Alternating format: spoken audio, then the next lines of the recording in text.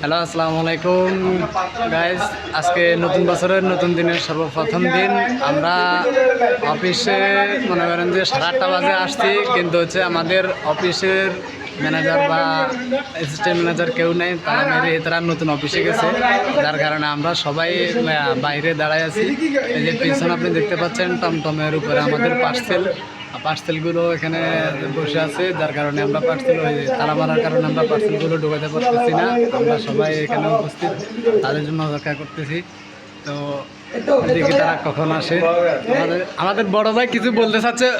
Sir কিছু বলেন। ভাইয়া কি বলবেন, বলেন। কি বলবো, দুঃখের কথা।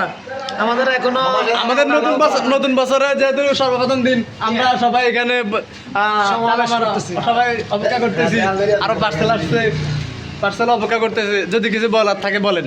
আমার বলার কিছু নাই, তবে দিন শেষে একটা কথা বলবো, যেহেতু আমরা সবাই চলে আসছি কিন্তু এখনো কেউ নাই, দুঃখজনক। এখনো তালা মারা অফিসে আমাদের। হ্যাঁ, তো এসব বিষয়গুলো একটু খেয়াল করা উচিত। জি অবশ্যই যেহেতু আমরা রাইডার মানুষ। জি অবশ্যই।